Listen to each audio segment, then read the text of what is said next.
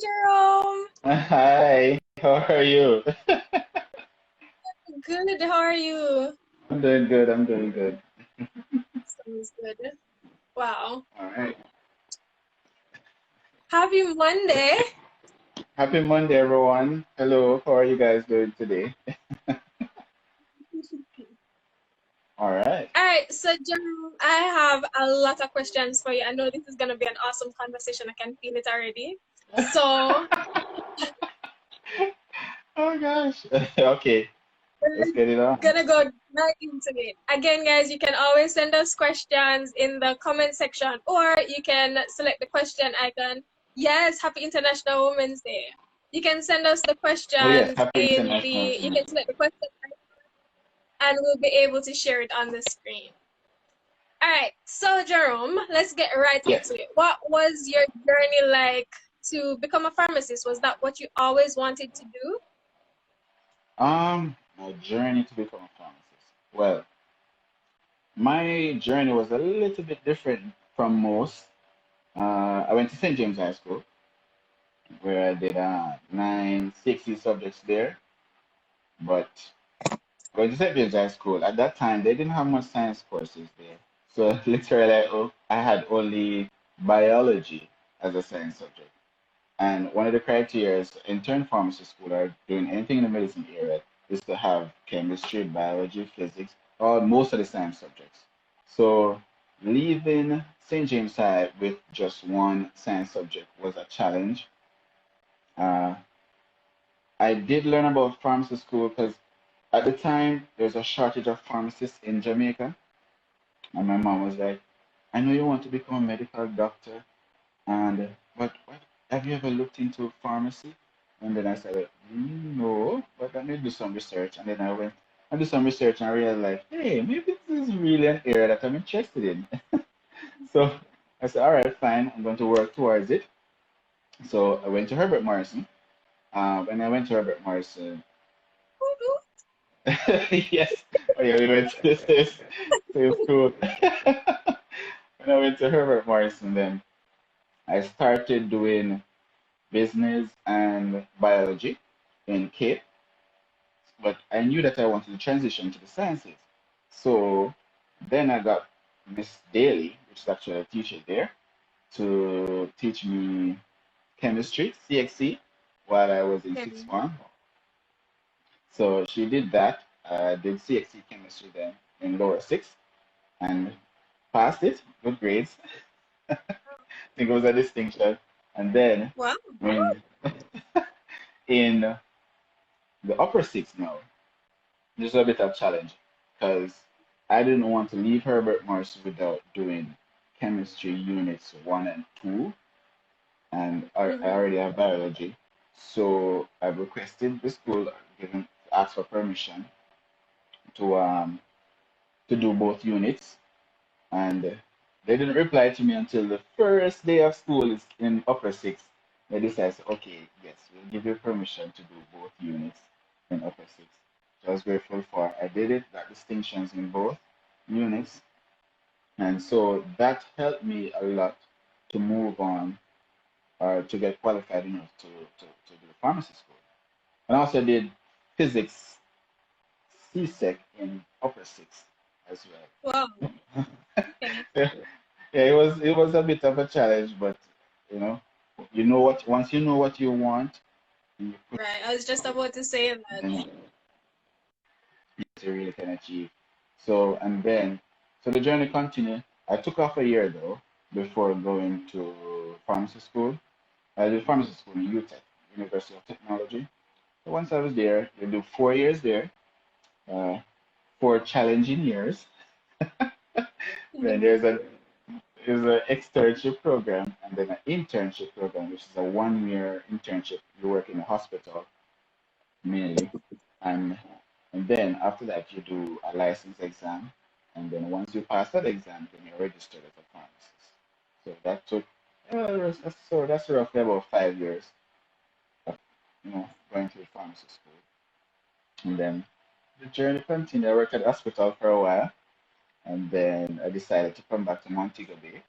And now I manage a pharmacy in Montego Bay. Montego Bay, Bright Pharmacy. I I was the one who basically, I would say, opened that pharmacy. I mean, yeah, I would say it coming out as a young pharmacist and then offering this position, like well, I want you to operate this pharmacy or help us to register this pharmacy. I did not know much about doing this, but I spoke with such confidence and decided, okay, I can do this, which I did and I'm still doing. I'm doing a good job so far, a great job, I would say. I'm proud of you. You said you managed. All right. So first of all, when I hear pharmacy, I think of just the person at the counter that dispenses the medicine, right? But now you're Hmm. telling us this different sector or section where you can now manage your own pharmacy and stuff like that. So share some of the different things that you can use your degree, your bachelor degree of pharmacy, Okay, right? no The link problem. till they make it. So share with us some of some of the Yeah. ways you can use that. Okay. Well, all right. So the pharmacy degree, the bachelor's pharmacy degree, can do so much in Jamaica. Well, there's different areas that you can go into. So there's a hospital setting. If you want to be more clinical, if you want to help in assisting the treatments, diagnosis of the patients, and all of that, you can go into the hospital setting. Because there's a couple of clinical pharmacists, they call them doctor of pharmacy, because there's another level to the bachelor's. You can actually pursue a doctor of pharmacy degree. And this is more clinical, so you work along with the doctors, helping the Mm, diagnosis and the treatment. There are a few pharmacists in Jamaica that really does that right now. And so stepping aside from the hospital setting, there's a community pharmacy, which where I'm working in now. Which most, I would say, pharmacists uh, tend to go towards. Um, I guess there's a stigma attached, so maybe you earn more as a private. It's yet to be sure about that, but let's leave it at that. that's a But plus. but the community pharmacists, this is where you, I would say, be like a, well, for me, it would be a father to the community or a young son that can give good advice. And for the female pharmacists, you're really a mother to the community. They come to you Right. for everything. You're the first person they want to see if there's a cold, a back pain, anything. You're the first person they'll come to, even before going to the doctor. Well, mainly one because it's free, but also because they trust you. Looking aside from the community pharmacy now, there's manufacturing. You can go into manufacturing. There's a lot of manufacturing companies in Jamaica now, which I'm not sure if you know.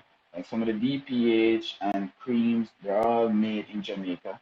And these manufacturing companies can't run without the presence of a pharmacist. Period. By Right. law, this is how it works. Right? So you can do manufacturing and you can delve into regulations and administration. Now, these are the So, inspectors and the regulators that go out to ensure that you're following the rules and regulations of the law in Jamaica as a pharmacist or as a pharmacy or a manufacturing company. You can go into medical representation. I guess you're familiar with med reps. right. Well dressed, nice with the bags and stuff. With their You bags, with the medicine. Yes. These are representative of pharmaceutical companies or distribution companies where they go out and try to basically aid in the sale of a particular drug for that company. So it's a wild field that you can go into. They can teach or lecture. That's one area that's needed.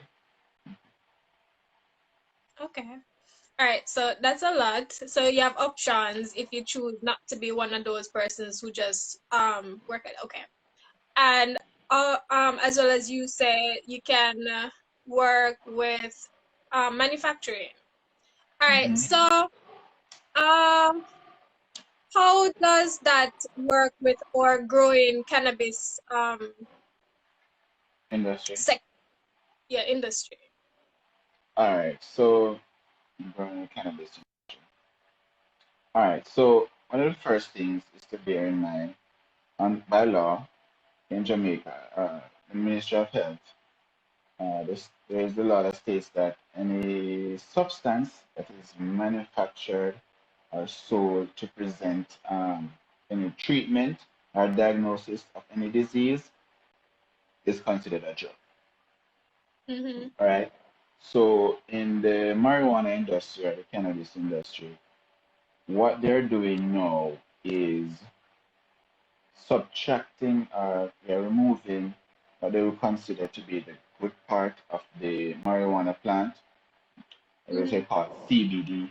This word is going around a lot these days. Um, and they use that to make substance that can help in a lot of diseases and conditions currently. And this is because of how our body is set up. We literally have receptors in our bodies just for CBD or the good part of the marijuana. And Right. so researchers found that hey, maybe we could actually make something from this plant medicinally. And so CBD is considered a drug. And I get back to the law now. Say any drug that is to be sold in Jamaica has to be sold in a pharmacy by a pharmacist. Period. That's it. And so Um, just by that alone, we have placed ourselves at the forefront. We're at the gateway to the cannabis industry.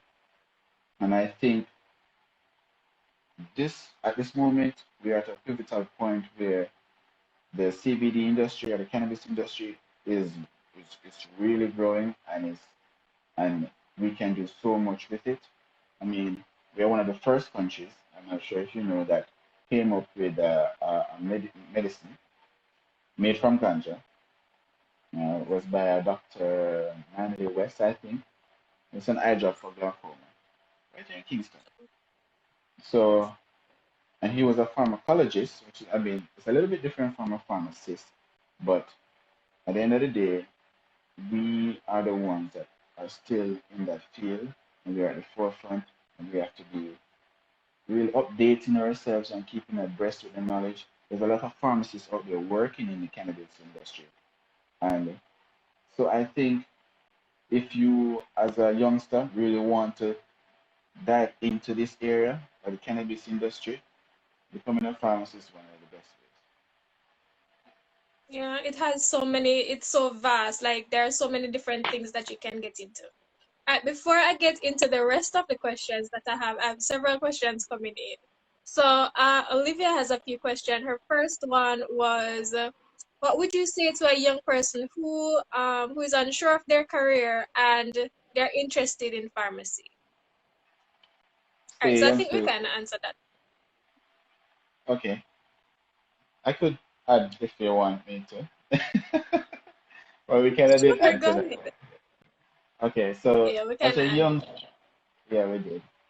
But I would just want to say that if you're unsure and if you're a person that you might want to sit down and see if you're someone that is okay with talking to 50, 60 persons every day, helping them, trying to figure out what the problem is, counseling them, uh, giving them advice, and at the end of the day, it puts a smile on their face and your face, then becoming a pharmacist is the way to go. All right. The other question was, what's the difference between pharmacist and pharmacology? Okay. Well, a pharmacist is a person who dispenses medication. They ensure that medications are used carefully, correctly, and safely, both by health professions and patients. While a pharmacologist, or in the field of pharmacology, they more dive into coming up with new drugs to treat certain conditions. So they're more research based. They're the ones that go into the lab and conduct the research and coming up with new drugs to treat certain ailments, which a pharmacist can actually work in that field as well. But the difference is a pharmacologist can't be a pharmacist, but you can work in a pharmacology as a pharmacist. Okay. All right. So I said that pharmacist is very versatile. All right. So there's one more question. She Right. asked, what more can Jamaica do in regards to the cannabis industry? Or yeah. What more we can do? Education. I think education is one of the points that we're lacking in Jamaica to the marijuana industry or cannabis industry because there's still a stigma attached to it.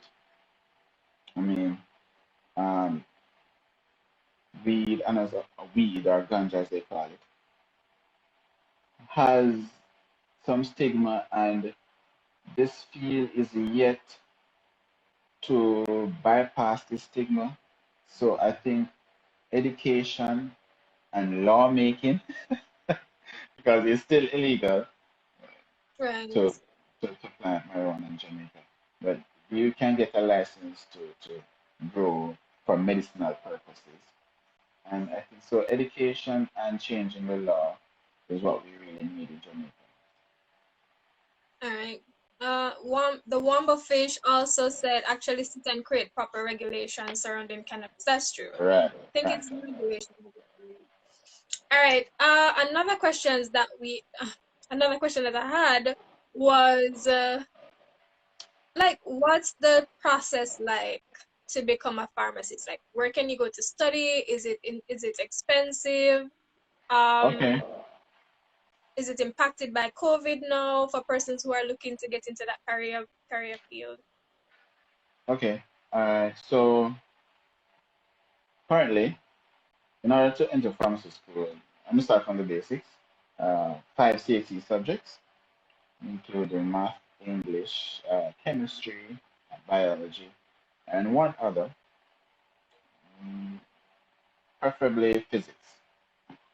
So five CXC subjects, and then your CAPE units, the CAPE units one and two in chemistry and biology, and that's about it. But once you apply to pharmacy school, before they even accept you, you have to do a psychometric analysis or a psychometric test. It is, I'm not sure if anyone has ever failed this test, but it really, what it does is just to give them a better understanding of the person you are, to see if you have analytical skills and all of that, to see your judgment, really. Yeah, so, and on a yearly basis, pharmacy school currently costs about 460,000, and it's on a 4-year basis. Yeah, so pretty much that's it. Much cheaper than becoming a doctor. Yes, it is. And so, And mhm, yeah, continue. You will finish. okay. And due to COVID, the main the part that's really affected currently is the internship and externship. Um, a lot of the courses now is usually hands-on and practical, so you're there at the pharmacy in the hospital. A lot of the courses now are done online, so I think that's the only thing. But uh, if you start pharmacy school now, I'm hoping I'm hoping that in 4 years' time, when you're ready to do your internship or your externship, then COVID will be a thing of the past. Hopefully. Yes. So you have to do an internship and an externship. All right. So what are some of the things that you need to do after you finish school now? And what is the life of a pharmacist like? Are the Oh, hours long? Does it impact your family and social life? okay. So after internship and you are registered as a pharmacist, it does not end there.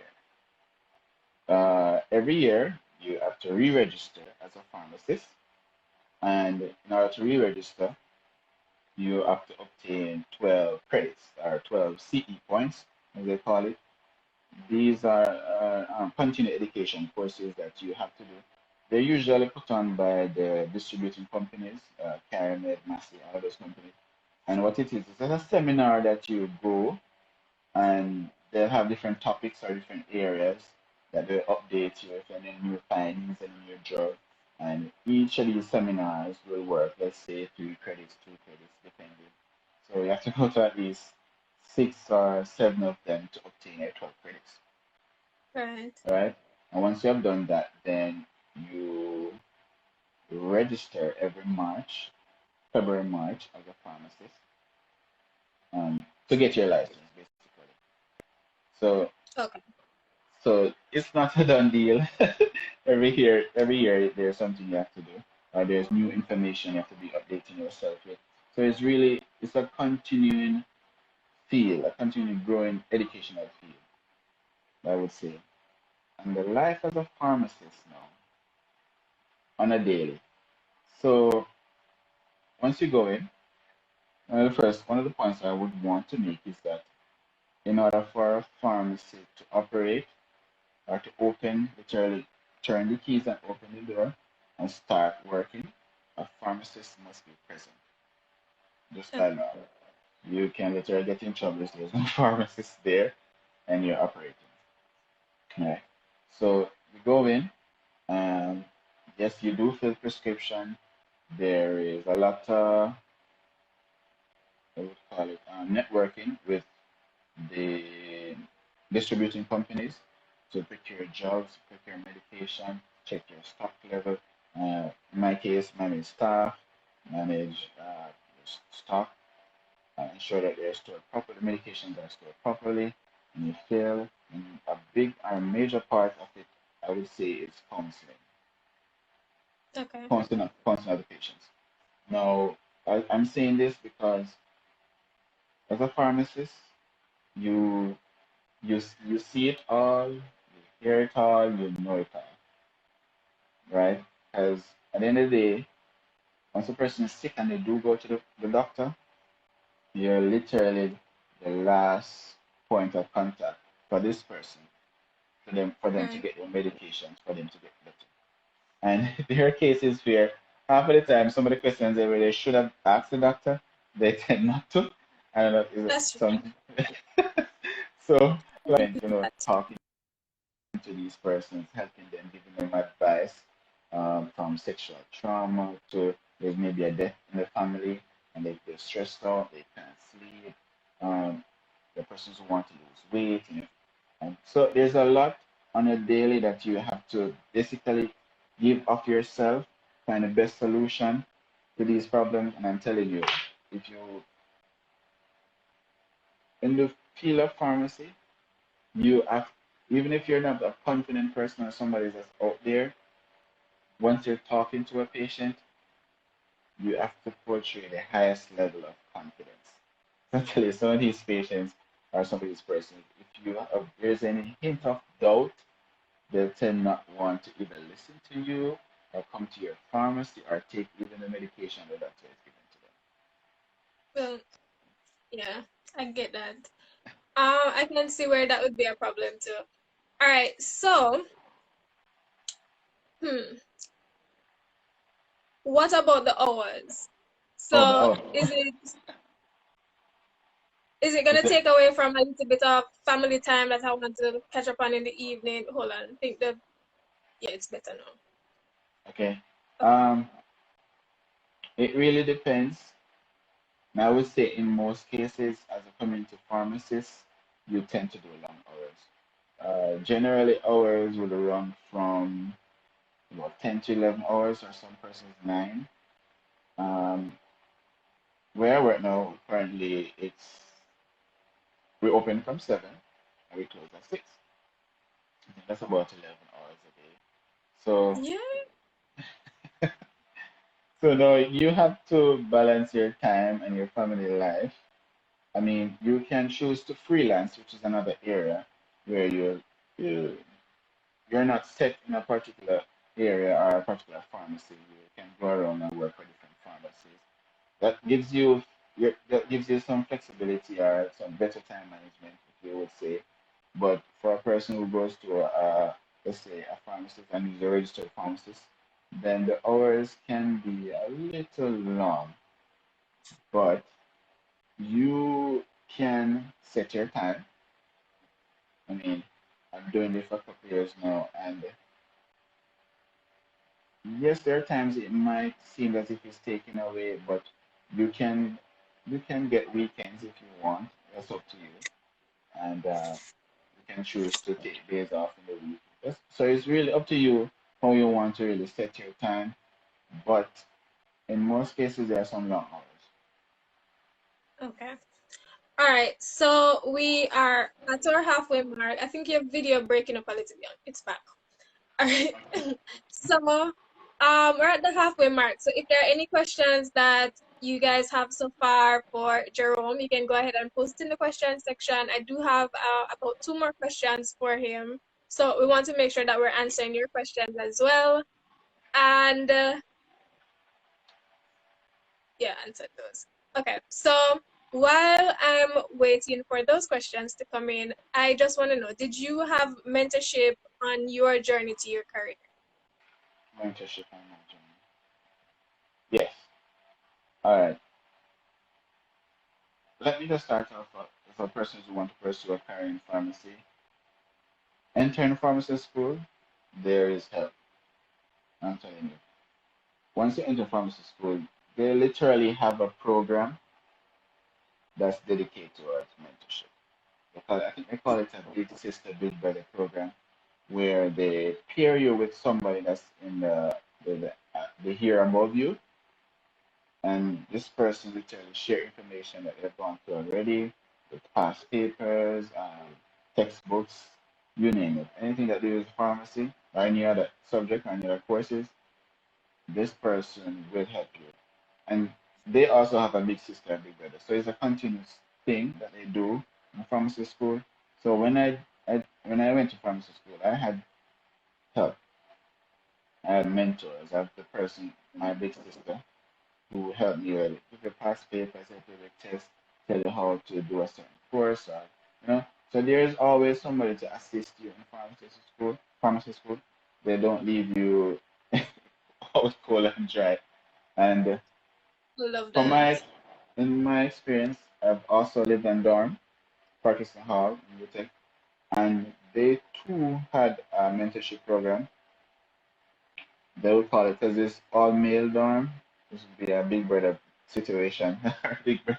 So what they do is they pair you or find somebody that's in your field, and they pair with this person, and this person will, as as the same one, share information. If you have any problems, you can always go to them about a certain course or a certain subject. So I would say yes, I have a lot of experience in pharmacy school with mentorship, and I think most careers or most fields should take this on. I'm not sure if it's done, but pharmacy and pharmacy school at UTech, they tend to place a very high importance on mentorship. Okay.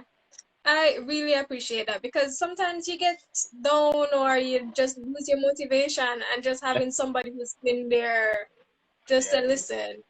The course that will kick you a little bit, but once you but get over it, you're yeah. fine. So I appreciate that. All right. So what's the difference now between a pharmacist and a medical representative? I think you were talking about it a little bit earlier that you can use that your degree to get into that, but Mhm. what's the difference between the two? Well, all right. So yes, as a pharmacist, you can become a medical representative, a med rep. But I think one of the main difference, really a simple difference, this is it, well, a big difference.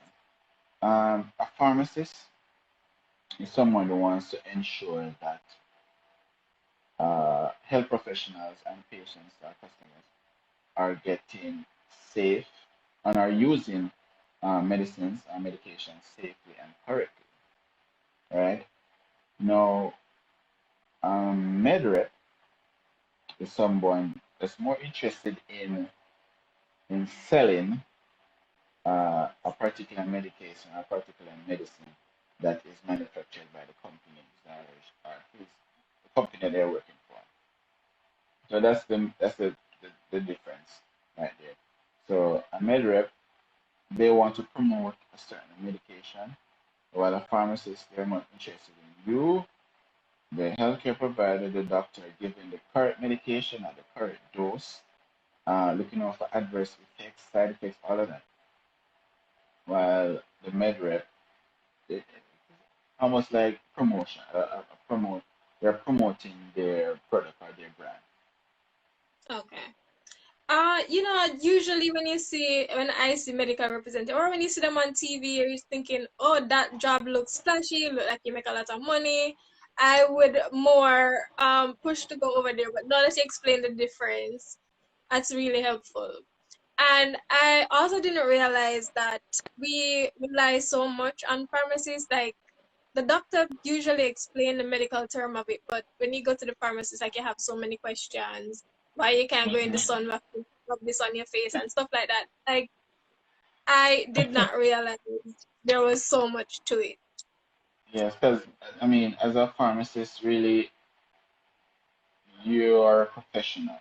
You know, as professionals, you're somebody who's specialized in a particular area, and our area is drugs, right? So we literally have to try to know or know as much as possible about any particular drug at any time, just so we are able to help persons get the right dose, right treatment, all of that. So we, on a daily, I would say, it's another point I should make that you, the doctors, not all the time, or doctors don't always know a correct dose or correct treatment for a particular disease.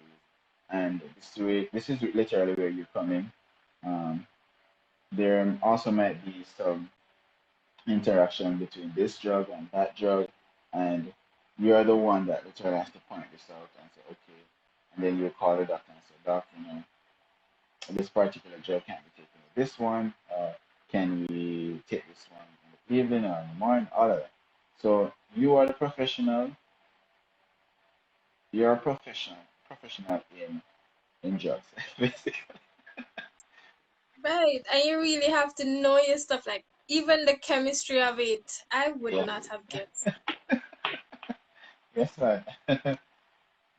And sometimes they say don't drink this with orange juice or don't take this food with orange juice, and you're like, Or but grapefruit juice, which is one of the main ones. so, thank you for educating me and our viewers. But just let me know, guys, if you have any more questions for Jerome or Pharmacist Mind.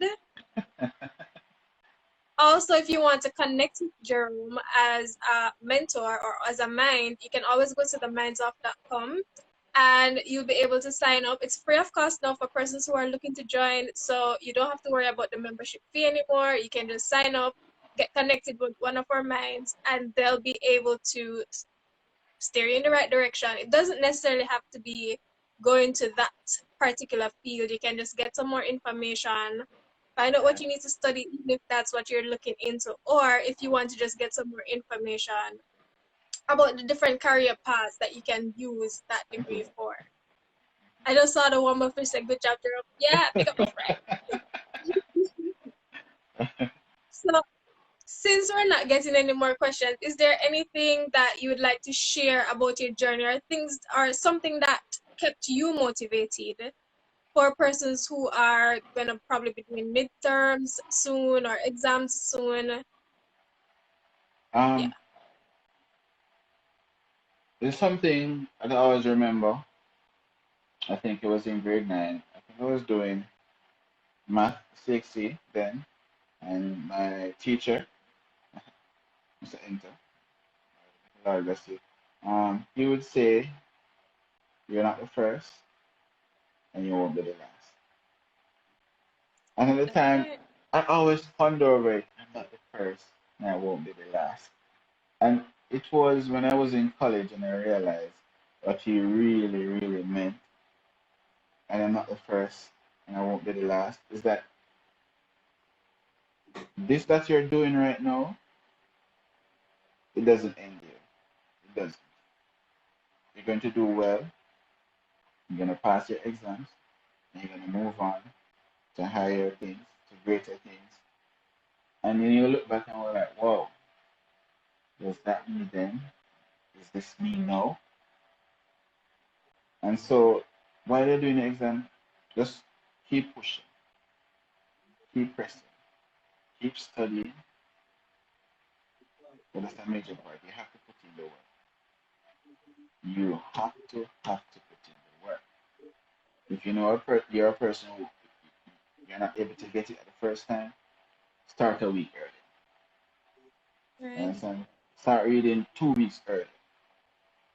The next week you read it over, and if the final week you're surprised that you're getting it and you know what you're doing. So just push on, press on. That would be my take. Alright, I love that. You can tell us the name of your pharmacy, so in case we're looking for any drugs, we can know Oh, that we must come to you. yes, it's Bright Hope Pharmacy, and we are located at Cottage Road. That's right beside the mirror in Montego Bay. Oh, I Understand? know where that is. Yes. Come on. So you can come by. Shani, you can carry your prescription in time. So most definitely, it's near to my house. I'll definitely be coming there. All right, thank you so much, Jerome. I truly appreciate your time, and thank you for all the persons who joined us today. I You're truly welcome. appreciate you tuning in. We'll also be posting Thank this you video for the persons who very much. missed it on our YouTube channel, our YouTube channel, which is the Minds Off YouTube channel. And again, you can go ahead and get a copy of Conroy's book on Amazon. It's Redirected for Purpose. So get your copies, guys. And we'll see you next month on our next Mentorship Monday. Thank you, Jerome. Thank you. Have a great night, everyone. Thank you, guys. You too. Bye.